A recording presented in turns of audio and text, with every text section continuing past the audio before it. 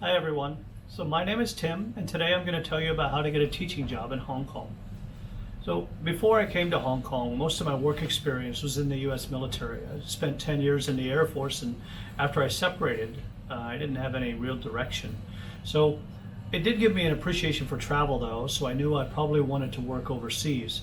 So I started looking at the different countries, and then I really liked what Hong Kong had to offer. You might decide to come here for different reasons, but for whatever the reason, the end result's the same. You're probably going to need a job to be able to pay for your wanderlust and pay for your travels and your lifestyle while you're seeing the world. So Hong Kong is a good, safe place to start with. It's very westernized and civilized. Everybody follows the law for the most part. The employers are pretty reputable. So Hong Kong is a very nice place to dip your toe in the water and try traveling around the world if you want to try a different lifestyle. So I'm an English teacher, so I can explain how to get an English teaching job, but the process will work similarly for other types of teachers. You'll see when you look on the job websites, there are other jobs like math teachers and science teachers here, but for the most part, they go to locals, Hong Kong locals. So unless you have some sort of a specialty thing, it's a little bit more difficult. As an English teacher, it's easier, especially if you're native English. If you're from America or Canada or Britain, Australia, it's really easy. So that's what I'm going to focus on.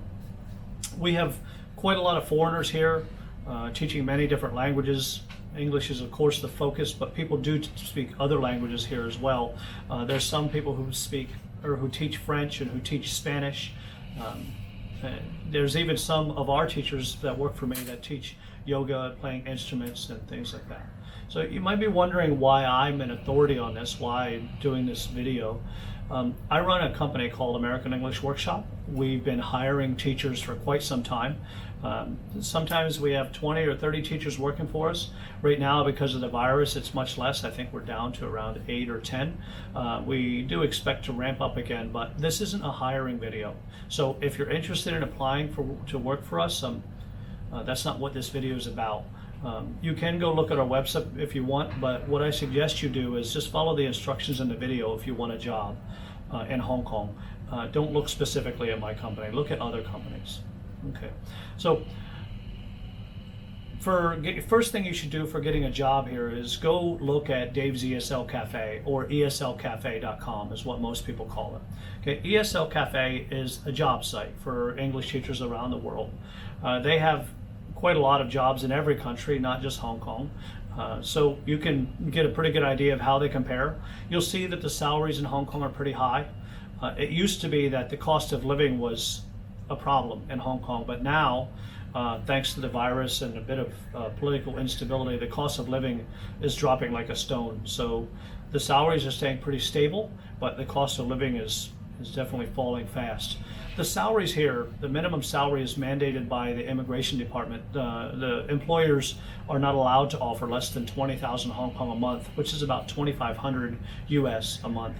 So the salaries can't really fall any further. A lot of centers already paid that low amount. So you're going to see a pretty stable salary in Hong Kong. It's mandated by law. But the cost of living can drop quickly. The rent rates are already down about 40% this year, and that's going to lower a lot of other costs as well. Many of the costs in Hong Kong are associated with the rental rates. So things like buying food and buying clothing, it's higher here than it is in other countries because of the rent rates. Okay, so let me get into a little bit more detail on the hiring process. So you can go to ESL Cafe. You're going to have your resume ready. They call it a CV, and then you're going to send it off to a few different employers. You'll notice right away that most of the international employers are going to reply, and you're almost certainly going to get an interview. Okay? It's not like if you're applying for jobs in America where you might apply for 10 jobs and get one person calling you. It doesn't work that way.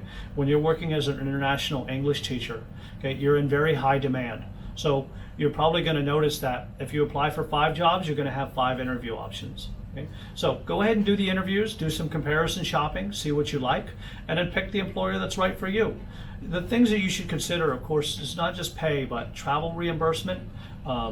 In some countries they offer housing, but you won't see that offered in Hong Kong anywhere. And if you do, don't take it. Okay, it's almost always a scam. Don't take it. So You should come here, get your own housing. I'll explain how to do the housing in a later video, but for right now I'm focusing on Hong Kong or on hiring. So do the interviews, compare some of the packages. You should be getting a decent salary. You should be getting reimbursed airfare. You should be getting vacation days, at least 7 days a year, but some offer quite a lot more. Some of the schools offer 20 or 30 days a year for vacation days. And then you should be getting some other small perks. The employer should sponsor your work visa. The employers sometimes give health insurance, but the health insurance is given through the Hong Kong government as well. So you don't really need to focus on that if you want to come to work in Hong Kong. Okay.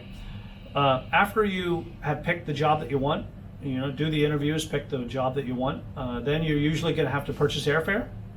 Send a copy of that airfare to your future employer so that they can pick you up at the airport or so that they can reimburse you for the airfare.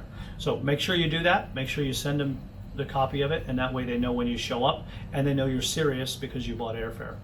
Okay. For the visa requirements, it's different for every country, but Hong Kong's pretty easy. For Americans, you can come here on a 90-day tourist visa. So for the first 90 days that you're here, you don't need a work visa to stay. You just need a work visa to work legally. So you can stay as a visitor for 90 days while you wait for a visa to process if you want. Okay. For Canadians, it's similar. For Brits, it's 6 months. So if you come from the UK or any of the British parts, it's 6 months. So that's pretty nice. If it's South Africa, if you're an English teacher from South Africa, you're limited to 30 days. Okay, so it's a little bit shorter if you're South African. But for Americans, that 3 months is more than adequate. Okay, same for Canadians and Brits. That's quite enough time to apply for the visa and get it. Most employers now have to apply for the visa before you come and get it approved before you come. Okay, because of the virus right now, we have some restrictions on the visas that people aren't allowed to come in unless they have an approved visa, approved work visa. Okay, so for right now, you're going to need to apply beforehand and get the visa approved. But later, that's going to change, and they're going to go back to the old way of doing it at some point, and then you'll be able to enter Hong Kong as a tourist and apply for the work visa after you're here, and then you can start working once the visa gets approved. That gives you a couple months that you can get acclimated to Hong Kong. Okay, but usually when you get here, even if you have an approved work visa, you'll have maybe a week to find housing and to explore Hong Kong, see what there is to see. If you want to see some of the other things to do in Hong Kong, we have quite a lot of other videos on our channels that you can look at places to explore. We have a lot of different channels, and if you just search around on YouTube, you'll find some of them. And then you can see the different things to do. You can also go and look on our website, and you can see some things to do on there as well. We try to put a little bit about Hong Kong on our website and put some photos up as well. Okay, so once you get here, okay, you're going to hop on a plane, you're going to come here, and then once you get here, then you're going to have to start working on housing. Okay, and then you'll activate your work visa when you come into the country. It does it automatically, and then you'll put a sticker into your visa book. If you don't have housing yet, you'll need to get a hotel. For right now, we have a quarantine process. You're going to have to go through 2 weeks of quarantine, but after the quarantine is over, then you just come to Hong Kong and get a hotel.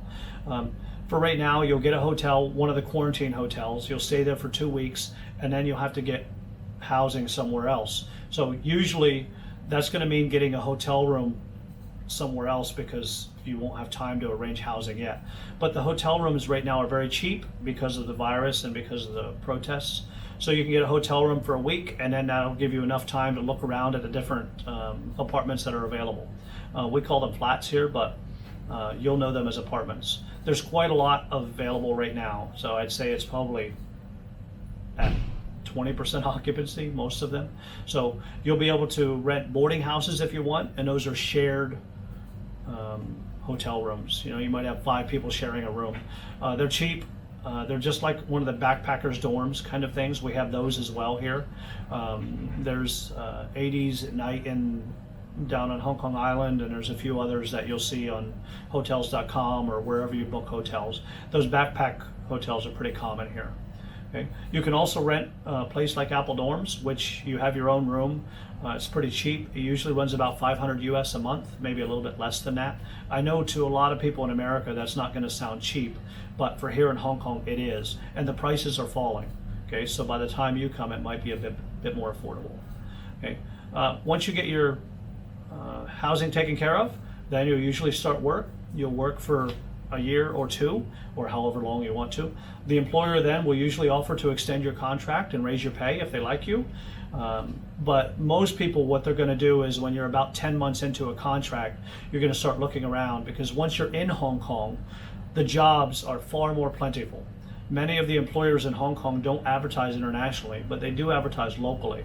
So once you're here, you can get a job even easier. So if you don't want to go through the ESL Cafe process, you can just fly to Hong Kong after the virus is done, and then you can just live here as a tourist while you get a job. It's pretty easy to do.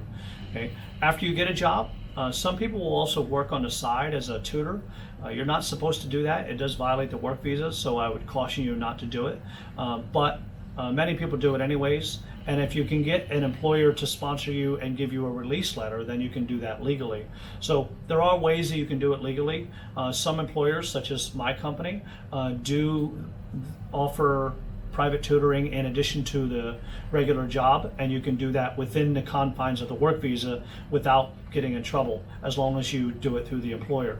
So the only real rule is that you can't do it on the side without the employer's consent. If the employer consents to it, then you're allowed to do it legally.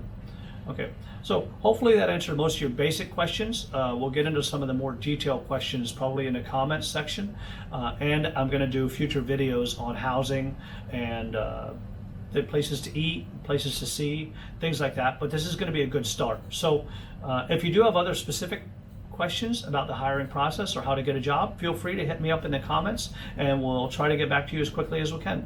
So thanks, and have a good day.